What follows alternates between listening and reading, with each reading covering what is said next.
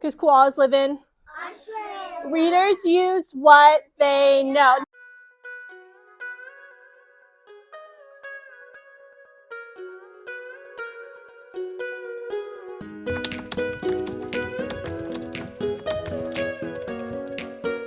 Hi sweet friends, welcome back to my channel. My name is Maylene Call from Mrs. Call's Campers. If you're new here, I am a first grade teacher. The very last video I posted was all about my small groups for the week, so if you haven't seen that video, make sure you go check it out. Today is Friday of that same week in that last vlog, but today I just wanted to film a read aloud lesson for you guys. I've been asked to do this so many times. I'm gonna do it for you guys today, and that's just going to be the whole video. We are reading The Koala Who Could. I'm incorporating my read alouds a little bit with our reading curriculum, so we have HMH, and our essential question is like, how do animals use their bodies? And then we mix in like fiction, nonfiction, all these other things. So we've read The Koala Who Could twice this week, and then the other days we've just been doing some research on koalas and talking about it. So our goal is to use knowledge that we have to help us understand the story better. So you're going to see that during the lesson, and as well as just the different conversations that we're going to be having. Today is Friday, so I do some kind of summative piece, if you will. So my goal for them today is to write, and I might have them draw first. We'll see how I feel. Basically writing another ending to the story, because in the story The Koala Who Could, there is some intervention happening from outside forces where the woodpecker is tapping his tree. So at the end of the book, I'm going to ask them, well, what if that woodpecker never showed up? And hopefully we'll have conversations about either Kevin coming down or the animals like finding some way to go get to him. It is a fictional story after all, so I'm hoping it goes in a really good direction today. My principal's coming to watch me today just for questioning. If there's any feedback there, I can share it with you guys too, but I know it'll be helpful to see just an entire reading lesson. So let's do it. Okay, end of the day. Let's talk about our reading lesson. I think I did a pretty good job. Was it perfect? No. And you know, I feel like I always get the urge to do something silly that I just shouldn't do whenever someone else is coming in here. And today that was synonyms, or should I say cinnamon. Curriculum this week, they had mentioned synonyms, and I always forget to teach about synonyms and to discuss it throughout the year, and I know it always shows up for them in testing, and I was like, we gotta hit this week. And of course all they wanted to do was say cinnamon, so it was a running joke all day long. Slightly embarrassing, but my principal didn't even mention it. So anyways, I did a super quick like synonym, like 2-minute synonym thing. Then I them talking about some of the research that they did on koalas yesterday, because our goal for this week was readers use what they know. And I was mixing in, you know, this fiction text with nonfiction text, exposing them to, you know, all sorts of genres, because that's important. But the research that they did for 2 days this week, you guys didn't get to see, but we have this website called Pebble Go where they can, you know, look up different animals or different topics, anything science related. I think there's other stuff in there too, but it's amazing.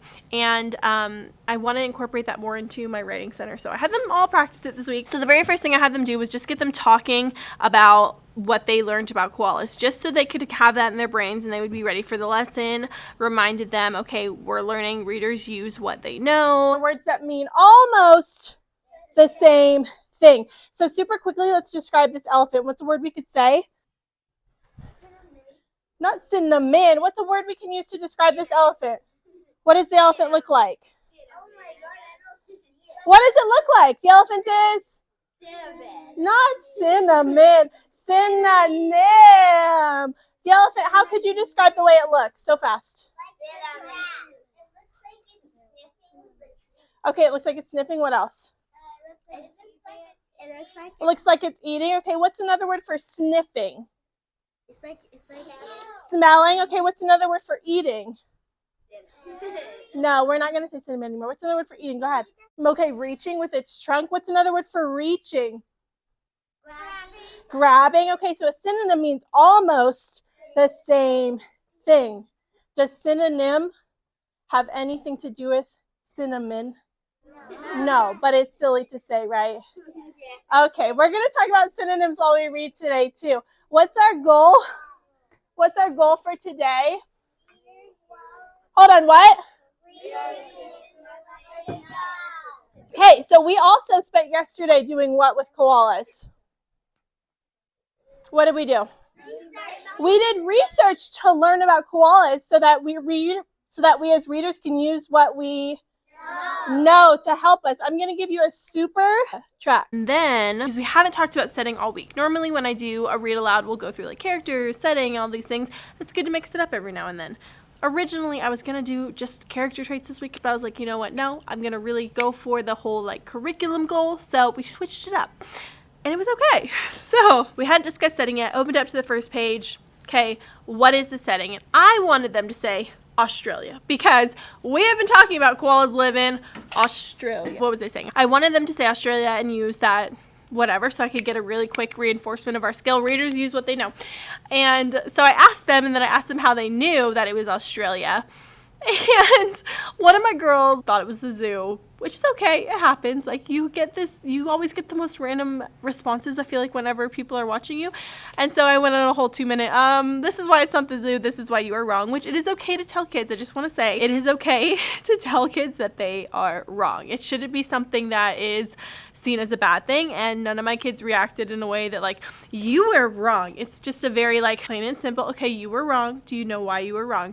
And I feel like taking away the negativity from that word is helpful for them and their brains.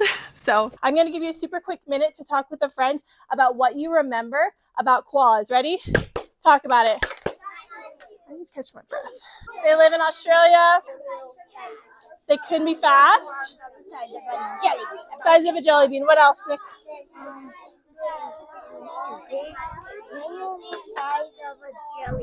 When they're born, what else? Koalas could climb trees. They can climb trees with their claws. On your leaves in 5, 4, 3, 2, 1. Who wins, partner? Okay, wait, what did it say?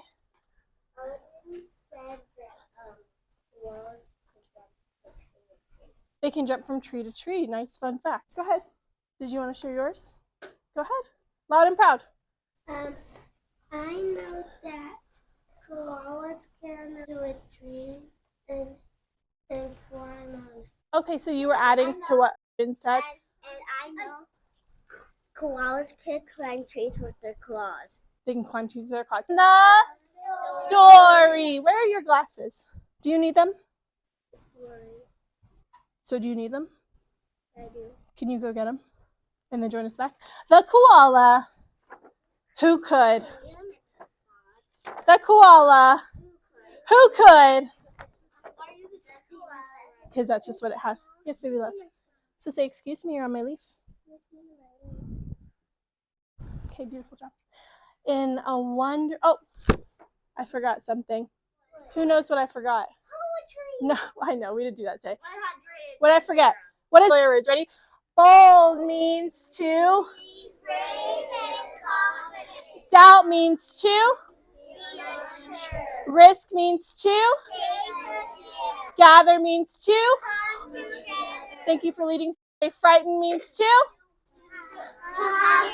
Okay, now we can start. In a wonderful place where the day was just dawning and the breezes blew soft on a warm, golden morning, in a place where the creatures ran wild and played free, a koala called Kevin clung to a tree. Now, we haven't talked yet about the setting of our story, but I want to know, does anybody know the setting of the story? Yeah. Who knows? The zoo. Not the zoo. Hold on. What? Where are they? Australia. Okay, how do you know? Because the video said koalas live in Australia. Because koalas live in? Australia. Readers use what they know. I said they were in the zoo. Are you right or are you wrong? No. You're wrong. Do you know why you're wrong? No. Okay, who can? Because Tell her, not me. Because there was a waterfall going down, and there's no waterfalls in the zoo. Maybe not. Maybe not. They're wrong. They what? They're wrong. They're wrong? Okay, so how do you know that you're wrong? How do you know this isn't actually the zoo? Because koalas live in Australia. They live in Australia, but can you tell from this picture that it's not the zoo? Because the zoo and koalas don't live in zoos because they live in Australia. Right, but sometimes we can put them in the zoos. We can tell this isn't a zoo, right? Because there's no fences, there's no other people looking, right? Reinforcement of the skill. It was also so funny because one of my girls, She's never done this before, but every time I would be about to ask a question, right, they're paying attention. They see my body language. She would go talk about it. I'm like, what are you doing? Like, of course. It's just so funny, like these little things that happen when you're getting observed. But anyway. A nicer gray fellow you never would meet, as soft as a soft thing from ear tufts to feet. His favorite way to relax in the sun was to cling and to nap and to munch a leaf bun. And after all this, well, he'd need a nice rest. Yes, Kevin liked sticking to what he knew best. You see, high up was safe, since he liked a slow pace, while the ground down below seemed a frightening place. Too fast, too loud, too big, too strange. Nope, Kevin preferred not to move or to change. I didn't even say it, girlfriend. Does this make sense that Kevin would like to stay in his tree? Readers use what they? No. Talk about it. You're so funny. Have a partner. Does it make sense that he would want to stay in his tree? Okay, but explain. On your leaves in 5, 4, 3, 2, 1. I'm gonna kind of react to the video and talk to you about it because I'm having a hard time remembering everything. So Miss Call asked, does it make sense that Kevin would want to stay in his tree? So again, our focus for this lesson was readers use what they know. So by asking them, does it make sense that Kevin would want to stay in this tree? The response I was looking for was, yes, it makes sense because I know that koalas spend their time in trees. That's where they get their food. That's kind of the response I was looking for. And even during our turn-in talks, I'd say like 95% of my class is amazing with it. I do have like 3 or 4 students who, you know, if the people around them immediately turn and talk to a partner, then they're kind of like looking around. So that's something we're still practicing. And so I'll usually kind of guide them or move them or add them to a group of 3. I never do assigned partners. I think that takes way too long and it's really like robbing kids of having opportunities with other people. I'm not going to like say, okay, you're going to be their partner, you're going to be their partner. I think they need to be talking to different people. So you'll see me a lot, new partner, I got you, because they can't just rely on the same person every single time. So anyways, let's hear what they said. Loud and proud, girly. Koalas are afraid to be down because they're small. Can you speak up and say that louder? Koalas are small, so they're afraid. Like if you're small and you're really afraid from big kids. Okay, what else do we know about koalas? So fast. Tell them. Why didn't Kevin want to go down there? He said it's too loud, too big, too strange. Why? You got something to say? Yeah. Let's hear it. Because there's usually some animals that, the reason it's strange because sometimes the animals are just hiding. Sometimes the animals are hiding. I don't think that's why it's strange. Tell them. He said he felt high up and he felt safe. Why does he feel high and safe in a tree? Because he don't want to go down there. Why? Because koalas usually spend their life. What did he say, Jeff? So I had a kid who finally did get the right answer because koalas usually spend their time in the trees. That's why that down there was so strange for him. And then I had another student who was being totally quiet this entire time repeat what he said so that they could be part of the conversation as well. And I'll do that a lot of times. Like if you have English language learners in your class, it's good to have them repeat. They live their lives in trees, right? So that's a connection we can make. We know they spend their time in trees, so they're probably not comfortable coming down here. So he clung to his tree as he knew what to do and was never too keen to try anything new. So when Wombat stomped by and shouted one day, "Hey, Kevin, why don't you come down and play?" I think he replied, "I should stay on my plant. I'm busy right now. No, I'm sorry, I can't." Girlfriend, do you want to be the teacher? Yes. Okay, what are they going to talk about? You don't know? Okay, so let me be the teacher. Let me be the teacher. I have a question, Mr. Wombat down here. Why do you think he's shouting at him to come down? Talk about it.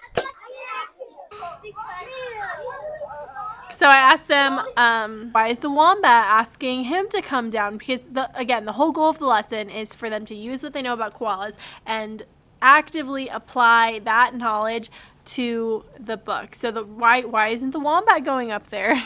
So fast. Okay, what'd she say? She said nothing. I just told her. So ask her, what do you think? Oh, okay. We don't know that, though. That's a good point. New partner. 4, 3, 2, 1. I heard something interesting when she was talking to, I asked, why is Wombat asking Kevin to come down and play? Do you remember what you said? So sometimes whenever students are talking, doing the turn talks, I have a couple of different ways I like to follow that up. Right now it's the beginning of the year, so I'll kind of rephrase my question, say, Miss Call asked, but probably around like next month or so, once they get these routines down and they can, everybody's using like that teacher voice and they're speaking up and they can coherently say their thoughts, then I'll have kids start the conversation.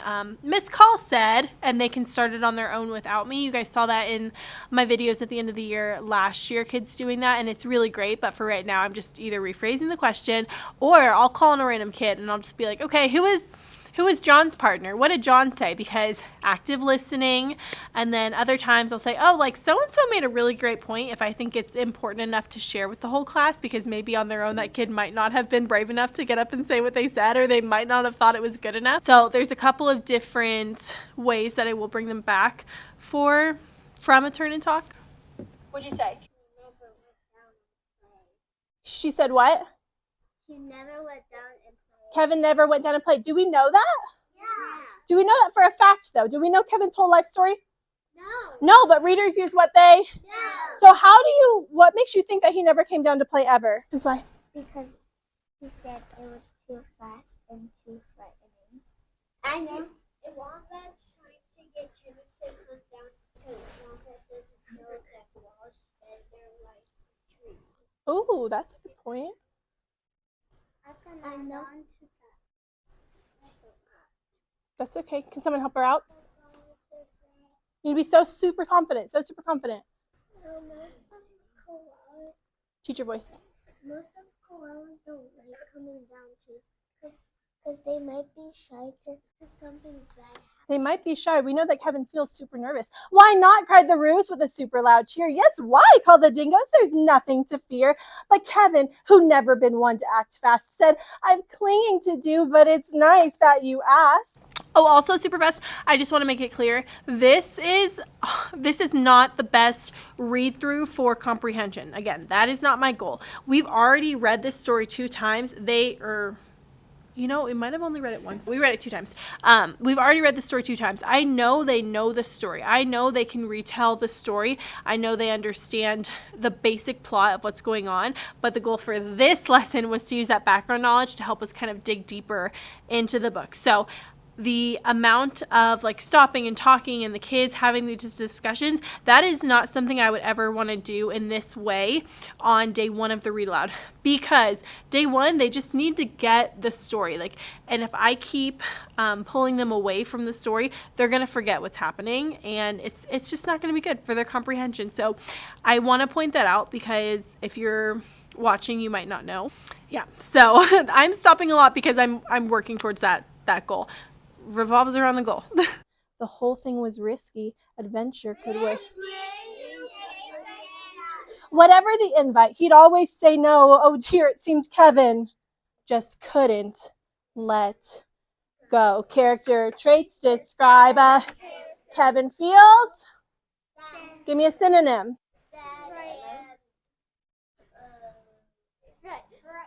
Frightened. Give me another synonym. Scared, love it. Sad, frightened, scared, worried. Yeah, maybe he feels worried. What else? He feels frightened. Frightened, we already said that. You got to be listening. Nervous, right? All those mean the same thing. They're synonyms. So close. So his life was the same, tracking no matter the days. The weeks came and went, and the months rolled away until he awoke to a worrying sound. Tap, tap, tap, tap, tap, tap. The sound went. Well, this was a blow. Tap, tappity, tap, tap, tap, tap. Oh! No. Characters have Problems. Are we in the beginning, middle, or end of our story? Middle. Tell us why. Because he's in the middle. But no, how do you know we're in the middle of the story? Tell us why. Because there's a problem. Because there's a problem. Thank you. Really quickly reviewed like a plot structure element. We're in the middle of the story. We know because the problem. Little things here and there. And technically them telling me that we are in the middle of the story because we're at the problem in the plot. That's them using what they know too. Uncling, the crowd called, which had gathered below. Leap and we'll catch you. Just let yourself go. But Kevin was scared. Let go? No, I shan't. I won't, shouted Kevin. Oh dear, I just can't. I shan't. I shall not. It's a contraction. Anybody notice anything on this page? Watching me back, I can absolutely tell that my principal is in the room. I feel like I am way less silly with them. Like the second he left, I feel like I was a lot sillier and looser. I feel like I just my whole body just goes down, and I'm comfortable. I would love, obviously, if he could be in here every day and see what we do, that'd be great, but he can't. But I just feel like I just get more serious whenever he's in here for some crazy reason. It's been like that for every observation that I've had. I just can see it in my face. I'm a lot more serious than I normally am. I noticed something that you didn't notice.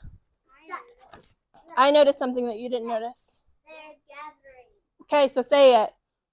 Gathering together. To come together. You need to be listening. Down came the tree, and with it was bringing a crash and a wallop, and Kevin still clinging. What if there was never a woodpecker? And so I'm kind of finishing out the lesson because I wanted them to extend their thinking and also show me that they can use what they know about koalas, maybe, and rewrite the ending to the story. So basically I just asked them, okay, how else could this story end? And they actually came up with some really hilarious responses. There are a couple of my kids who just didn't get it. This is kind of a hard skill for first graders to do, and it's the first time I've ever asked them to do it, but they came up with some funny endings. One of them was oh, I think a monkey's gonna come and push the koala into the water and then he'll be with his friends, or somebody else was oh, they could get him a rope, or I think he'll just be brave and come down, or I think, oh, you know what, a drone can come get him, all these hilarious things. And that was just really fun. And so when I asked them, okay, let's talk about another ending, I said, so another thing that I do, and I can't do this for the whole lesson because then I would never actually be teaching them anything. They'd just be talking to each other. And yes, you can learn from talking with your friends, but you can't learn everything from talking with your friends. I have to teach you something at some point. And it's September. But anyways, whenever I have them do their discussion, I think if you watched my vlogs last year, you would see I'm tapping you in and then say, we're tapping you out. And that's something I'm going to incorporate eventually too. But we're just working on our speaking skills right now. We've been in school a few weeks and I have some kids who are just barely turning up their voice. We're still working on it for some of those kids. But what I usually do is I'll give them private think time, gather their thoughts together, and then I'll have someone start the conversation. So this is what that is. What if there was never a woodpecker? You should take private think time and think to yourself, what if there was never a woodpecker? I want someone to start the conversation. What if there was never a woodpecker? I think. Tell them so loud. I think that if the woodpecker wasn't in the book, I think this tree would stay up. I know. So say it. So what you're not seeing off camera, and I should have mentioned this way earlier in the video, is whenever my students are talking, they're standing up to speak, and then the other kids are supposed to be tracking them.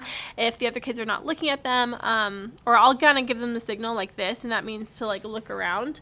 They're still working on that. They're still working on remembering all these pieces of what discussions on the carpet are going to look like. It's hard with first grade in the beginning. By December, I'm sure this will be night and day difference. But in the beginning, they are so focused on okay, here's what I want to say and I'm going to say it. It takes so many repetitions for them to just be able to okay, I'm going to stand up, I'm going to look around, make sure everybody's focused on me. If they're not looking at me, I'm going to call them out. Hey, Joey, look at me, I'm talking. They don't say that. They just say their name. They just say Joey. And then to talk and then to look into their eyes as they're talking. It takes practice for them. That's something we're working on, but I'm very proud of where we're at right now. I feel like they've had amazing conversations. Today was kind of okay. It wasn't bad and it wasn't great. It was just kind of okay. We've had some really, really great ones. But they're working on that. They're working on standing up when they speak, making sure they're talking to the class and not me. They want to tell me everything. I'm like, I don't need it.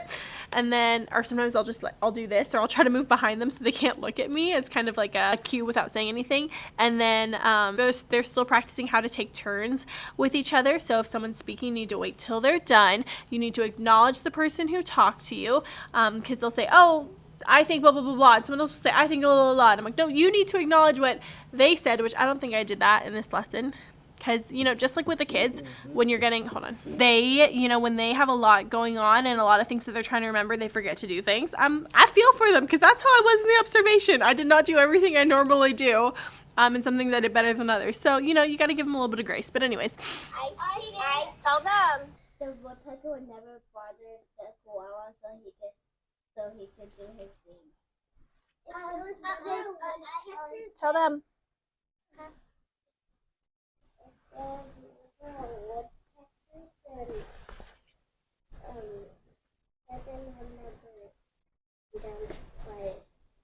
Maybe.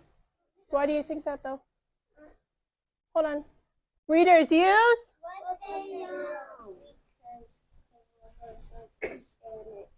Oh, what did she say? So, okay, so they're talking. I try to have them acknowledge what the other person said, so they can either say I agree or disagree and then give their thoughts, or they can say you made a really good point, or I can add on to that, things like that. So do you agree or disagree with her? I didn't see you though. Okay, anybody think anything different? If the woodpecker would have been there, the tree would fall down, and he wouldn't come down. Do you think that Kevin ever would have left that tree? No. Okay, well, come here. I'm going to let you guys make up the ending to the story if there was no woodpecker. So you can take the story in any direction you want. You could have Kevin stay in his tree. Would that be a happy ending, though? That wouldn't. So can you think of another ending to the story that can get Kevin to his friends? Talk about it. What could he do instead? Sorry. The next time. New partner! So when I clap them, new partner, he leaves. So let's see if you can notice a change in me when he leaves, which I know it's so sad, but like, I don't like talking in front of adults.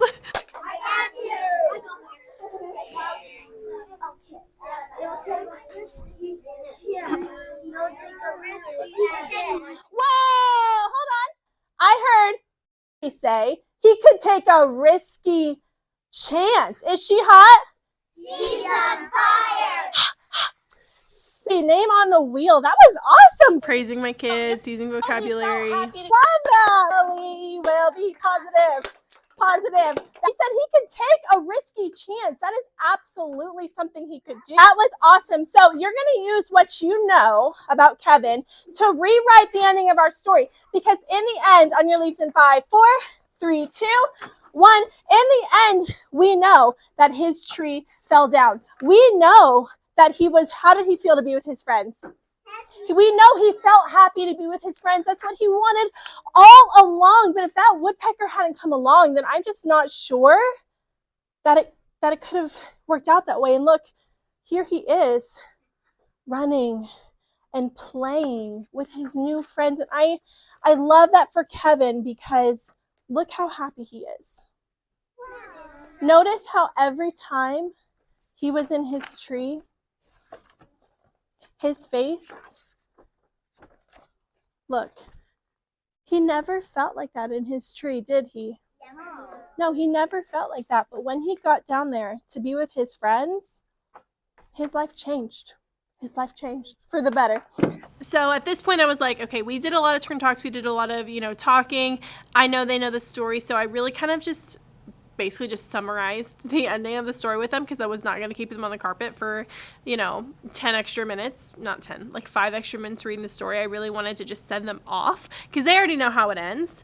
And what I wanted them to do was to do a new ending. So even if I hadn't finished the book this time, it would have been okay because they were rewriting the ending. But I just gave a brief little summary. Do you have an idea of what you think is going to happen to Kevin in your version? No. No, well, you need to have that idea. Talk about it. I got you. 2 chances. On your leaves in 5, 4, 3, 2, 1. Now, this is up to you. This is a fake and made up example in our heads. You guys get to tell me, if the woodpecker wasn't there, what you think maybe could happen instead. So does anybody feel good about their imaginary ending to this story? You feel good about it? Yeah. Okay, now I need you to use your teacher voice loud and proud and tell them. You can take a risky chance to go down and play with them. Would that give us a happy ending? Yeah? Okay, who has another idea? To be on the ground so that he can play with the other people. Ooh, okay, bringing a tree down to the ground. Because we know, hold on, because this is important though. We know koalas need trees for what? Food. So he can't never have his tree. Maybe he goes down and up, maybe something else happens. What do you think? I think if the woodpecker was never there, he could take a risk and go down like the... Do you think there's another way for the animals to maybe get to him if he can't come down? Because we know animals use their... Not all of them. Animals use their... Oh, sorry. Bodies. They use their bodies to help them. Show me help. Animals use their bodies to help them. Is there another way that the animals could come to him? I mean, if Kevin's so scared, maybe he's just going to stay in the tree the whole time. I don't know. What do you think? A monkey from the zoo escaped and got out from that tree and stuck him in the water, and he came out and played with all of them. Okay. He could have come down, like, he could have climbed down super slowly and not fall if the woodpecker wasn't there, and he could have the happiest ending in his life. Okay. Was there another way for the animals to get to him? They could throw a rope and he could climb down to get down there. That's a good idea. And I wanted to kind of hear some of the things they were saying before I sent them off to write because, you know, some of those kids probably had no idea what to write, and some of them I just wanted to make sure they understood what the assignment was, so just teacher clarification there. Now, typically whenever they go to write something, I will model for them. However, I didn't model this beforehand because I didn't want them to just all copy my idea, which is something that kids do. So my alternate ending, in case you're curious, I think the animals could build a tree house, they can build a ladder, and climb up to play with him. That he could, Teacher voice, look, she's not looking at you. You can add as many details as you want. Your paper is not going to be huge, but I have plenty of papers to where you can even have another paper if you run out of room. By the way, you guys did a great job of ignoring Mr. H while he was in here and staying focused on me. He left. You didn't even notice. I would even give you bragging rights if you used some vocabulary words in your writing too. That's what they're there for. Not only for us to talk, but for us to practice writing with them too. And we want Kevin to be happy, not smushed, okay? Yeah. Can you make me a promise? Say, I promise. I promise. I won't smush Kevin. I won't smush Kevin. Okay, you promise. I will. I'm gonna smush Kevin. Do not. My heart will break if you smush him, and I will just be so sad. Go to my table, baby. So anyways, they went off and they wrote it, and then I had them later talk about their ending with a partner and kind of talk about why it's a good ending or why it wasn't a good ending. Again, I just wanted to practice them. We didn't have a writing lesson today, so this was kind of like merging the two. Wanted them to have the opportunity to share their opinion about someone else's writing in a way that was productive and meaningful. It didn't go awesome. Like some of them did a good job, but we clearly need practice giving feedback to each other during writing because they always just want to say, you did good or you did okay, but So I'm asking them questions like, okay, well, what makes it good, or what could they do better? So here's some of their alternate endings. I think a person could help him go down the tree and play with his friends. I think he would come down and be bold. Oh, I think another koala would come and help Kevin down. Said something similar about another koala coming, and I was like, that's a great idea. I didn't even think about other koalas. A monkey from the zoo should pick him up and stick him in the water and then climb out, and he can go play with his friends. Koala might come and be his friend. If the animals throw a rope up to Kevin, he'd be bold to climb down because he always wanted to go down and play with his friends, but then he would go back up to eat leaves. I think Kevin would risk it and go down. If the woodpecker wasn't there, he would take one chance and he would try, but he would still be scared, but he would do it. I think a human would see the koala fall down and be friends. I think that a human would come down to help the koala, and if he's too scared to come down, then the human would say, come down here. This is another rope idea. This sweet girl, she has lots of spelling errors, but she wrote it like it was a story. Come down, come play with me. Yes, you can play with me. We can play together. They came up with their own endings. It is a hard skill for first grade, so I just kind of wanted to, give it a shot. The principal was coming here for questioning, and he did come to talk to me about the lesson afterwards. I wrote down some of the questions that I asked. How can we describe, oh, that was from the synonyms. I was like, when did I say that? What do you know about koalas? What's the setting? How do you know? I asked that a couple times. Does that make sense? Explain. How can you use what you know? I asked why a bunch. What did he just say? Active listening. Why do you think this? I asked that a few times. Do we know that? Anything else? Trying to get them to expand on their thinking. Give me a synonym. Asking them where we're at in the story, why, what if this happened, or what if this didn't happen? Does anybody think anything differently? Can you think of another ending? So I feel like I asked a pretty good range of questions. My principal, the feedback that he gave me, because I know you're going to be like, what did he think of it? He liked the discussion part. He said that part was good, but he wants to see me using more, I guess, complex wording when I'm asking them questions. He was like, but instead of saying why, you should say explain or justify, mix up the way that I phrase things just so they get an exposure to it. And I said, I fully see the need for that. I do feel like I am giving them every range of Bloom's taxonomy through the lessons, and I feel like they are getting experience with all these things. I feel like they're doing really great for, September first graders. They're 6 and 7 years old. I feel like they're doing a really, really great job. But that was his feedback, that I needed to, just use higher level vocabulary with them, which is important. Even in our morning message today, I think I said something like, we need to ensure that we something. Like, I am making those efforts because I do feel like it is important to not speak to them like they're 5 years old all the time. I do think we should model more complex language for them. Is that something I'm only going to do? No, because they're 6. We'll be trying to mix that in a little bit more. So that was my read aloud. Let me know what you guys think about posting these videos just separately. I feel like it's hard for me because I'm someone who wants people to see the whole picture of things. And when I give you my week in the life, so you can kind of see how the read alouds build throughout the week and, the different topics that we cover.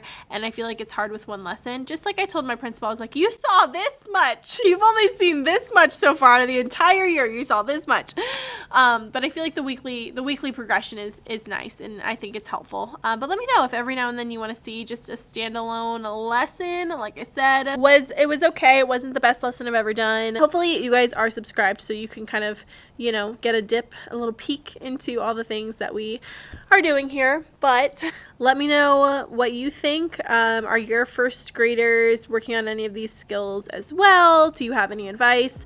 Is there anything that you saw that you were like, you know what? I should try that. Let me know. Thank you guys so much for watching. Like this video if it was helpful. Subscribe and join the family down below, and I will see you in the next one.